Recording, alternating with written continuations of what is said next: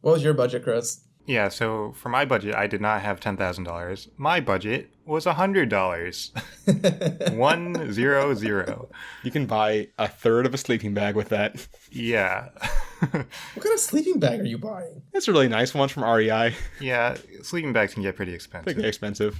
So obviously this is not a lot of money. So I started out by just searching zombie survival kit just to see like what the baseline was that was out there. And the first result that came up was $500. So not a good start for me. And then there was another one that was $25, but it was really just like, it was like a few energy bars, some water, and a first aid kit. That's not going to get that far. No. Not great. I'm not going to get that. So I broke it down into like 4 different categories for what I need. I had food, water, armor, and weapons. So I'm going to start out with the boring stuff. The food. So I figure for food, since I can't really stockpile like Ben is doing, I can't just buy a big tub of food. I have to rely on scavenging. And I figure that most of the food that I'm going to be eating is canned. And I'm going to want to be able to open those cans. That's important. I mean, Whatever could you use? Some cans have the self-opening top, but not all of them do. You can't rely on that. Yeah. Yeah, so first thing I'm going to buy is a can opener. And I was looking into different types of can openers, and I was specifically looking into like those old-fashioned like can tapper where like you basically just poke a hole in the top, and then you have to like work your way around the rim. I found one of those for 22 cents. All right, off to a good start. The thing is that I looked up a video of how you use it. It looks way too much work. I don't want to do that. So I'm gonna splurge. I'm gonna get a normal can opener. I like how you're too lazy to hypothetically open cans that way in your zombie survival self. I mean, it took him like over a minute to open the can. That's not and great. He was like almost cutting his fingers and stuff. I don't want to do that. Maybe he was doing it wrong. Maybe you were watching a very bad video. I did only watch one, so maybe I just picked the wrong one. So I looked for just like a normal kind of can opener. I found one for $2.79 on Target, but all the reviews are terrible. One of the reviews said this does not open any cans, so I'm not getting that one. That's a big ding. Yeah, that's my favorite feature of most can openers is opening cans. It turns out quality can openers are actually kind of expensive. So the best one I could find that was sort of cheap still was $7.95. 4.3 star rating. Good enough. So that's the one I'm gonna get. You used 8% of your budget on a can opener? On a can opener, yeah. All right. I mean, it's food. It is like the most important part. That's true.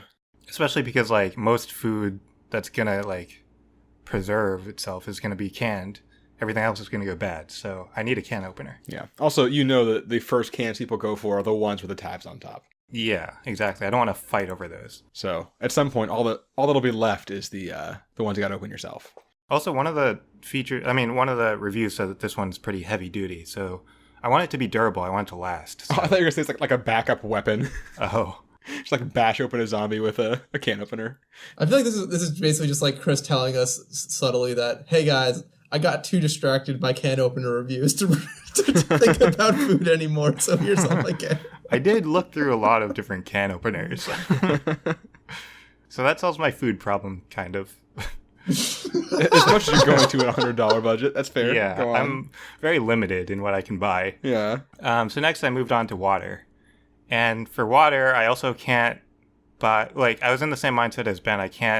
It's not as efficient to just carry around a bunch of water with you. So I bought 1 cup, and I did a lot of research on cups, and here it is on the shelf next to the can opener. This 2-star cup. A package of 40 solo cups is $2. I only need 1 of them, so... Actually, how much did you say those purification pills were? It was like $10 for 100 on Amazon. Oh. Okay, so I guess I could have gone with one of those, but I did not. So I looked into... like filtered, like there's a thing called Life Straw. Yeah. And it's like basically it's like a straw that just has a filter in it and filters when you drink.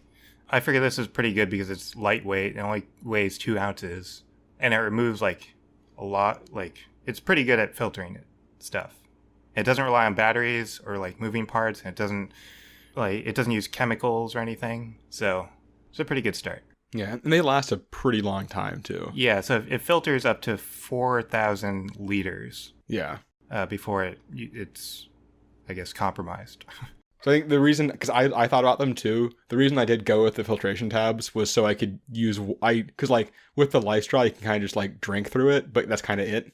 Right. So it's not perfect, but on your budget. You could just take water with you and then just drink it with a straw. Like you could take a bucket of water with you and then put a straw in it. I meant more like with my like dehydrated food plan, I wanted to be able to use purified water for that, preferably.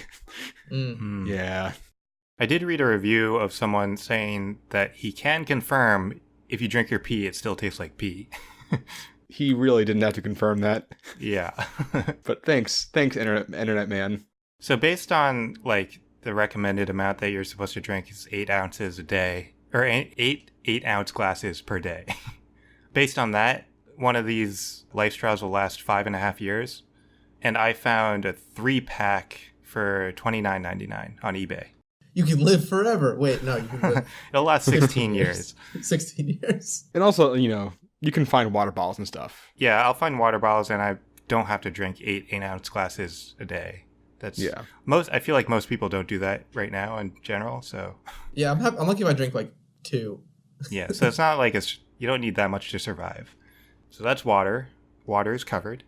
Now let's move on to armor. So armor, obviously, you want to protect from zombie bites. But because of my budget, I was limited to the amount of body coverage I could focus on. I can't afford a full body suit or whatever. So I had to pick a body part. So I bought a cup and I put it on the shelf next to the straw and the can opener. So I found an article about stats of how many people get bitten by other people. Apparently, in 2012, the number it compared the number of bites to if it was from a dog or from other animals. So a dog was number 1, and they had 339,000 bites. All the other animals were kind of grouped together at 86,000 bites, and then humans were at 41,000 bites in 2012. Wait, what?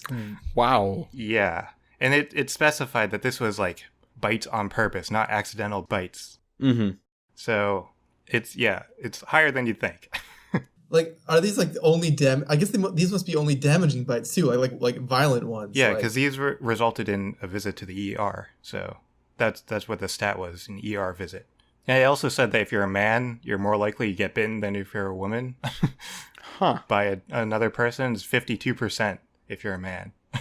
Well, that's not a big gap. That's not a big gender gap. Yeah. I mean, it's pretty big. 4% difference. Oh, I thought you said 52% more. No. Because that's a bigger difference. By a lot. 52% compared to 48%.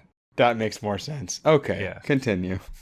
And then there was another study or review of stats, I guess. In 2007, they analyzed what body parts human bites were biting, and half of them were hands and fingers, a quarter of them were legs and arms, 18% of them were head or neck, and 8% of them were someone punching someone else in the mouth and accidentally hurting their fist. Yeah, that counts as a bite? Apparently they counted it as a bite. That's a very relativistic definition of bite. I know. From the perspective of the fist, that face was coming right for it. But half of them were hands and fingers. So I'm going to focus on my hands and fingers for protection, assuming that that's where the zombies are going to bite me. And to protect my hands, I found there's this animal handling glove that is made of bite-proof Kevlar reinforced leather padding. So it's like those gloves that you see people using when a dog is biting an attack dog is biting their arm or something. Mm-hmm. Yep, for training. So it's specifically designed for bites. And they also use it for if you're a falconer or something. So it's pretty good. I think that's pretty good. It is $19.99 on Amazon. Not bad. I think that's a pretty top quality item there. Just one glove? No, it comes with 2. Okay. All right. Cool. So yeah, both are covered. That's good. And it actually has a a 7.5-inch long sleeve. So it actually does cover part of my arm too. Oh, okay. Yeah, that was a pretty good deal there. There was a version that was 12.5. It had a 12.5-inch long sleeve, but I couldn't afford that one. There was one that protected 5 more inches of me, but I couldn't afford it. So that's my armor. Next is my weapon. And I did consider like a machete or like sharp objects for my weapon, but I figured that sharp objects get like stuck in the body and it's just, like it's hard to retrieve, and then the zombies will overwhelm you while you're trying to get your weapon back. I didn't want that. Yeah, like does a machete even work, guys? Like really?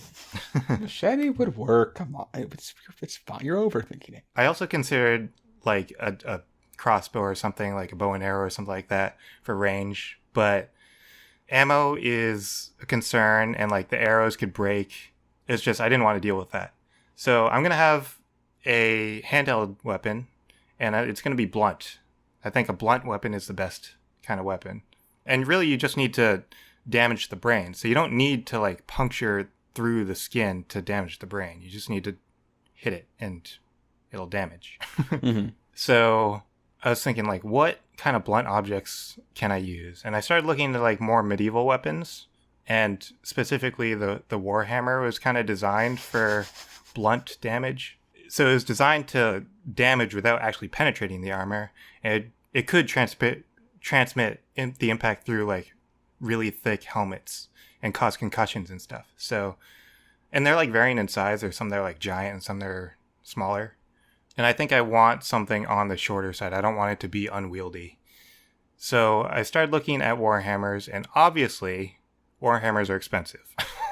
Yeah, Right. just a smidge. Unsurprisingly. But I did, so instead of Warhammers, I started looking into more like a modern day type of Warhammer, which is basically just like a sledgehammer. And they do have like smaller sledgehammers too, like one-handed sledgehammers. I guess they're technically still sledgehammers. I don't really know what makes a hammer sledge? Yeah, I don't know. I guess Hammer Sledge is a great name for D&D. Hammer sledge is it's a top tier name for I don't know what something, but something very Also, one-handed sledgehammer is definitely a porno name. yeah. Yeah, I don't know what makes it a sledgehammer and what makes it a normal hammer. But so the sledgehammer I found was an Estwing 4-pound long handle hammer sledgehammer. It was $36.48 on Amazon. And this specific one is, I guess, they call it a drilling hammer. So it's like designed to use with chisels and like hardened nails and stuff. And what's special about this one is that it's all forged into like as one metal piece. So it's all one continuous piece of metal through the handle. And I think that's important because this is the only weapon you're going to have for your lifetime. You want it to be durable and you want it to last for as long as possible. So the metal handle is going to not break. And the one that I got is actually 15 inches long. So you get some range. It's not like just a normal hammer. It's you can reach. So yeah, I'm going to have the hammer. I'm going to have the gloves. I'm going to have a straw. And I'm going to have a can opener. A trusty can I like opener. how you bought exactly one thing for each category of survival. I did. I mean, with the budget, it's kind of tricky to. Yeah, I only had $100 to spend. I do have $5.59 left over. Ooh. I didn't know what to buy with that. What cost like $5? $5 foot long. Boom, done. $5, Boom, yeah, yep, foot easy. long. That was a clip from Absurd Hypotheticals, the podcast where we answer dumb hypothetical questions. For the full episode, click on the link in the description.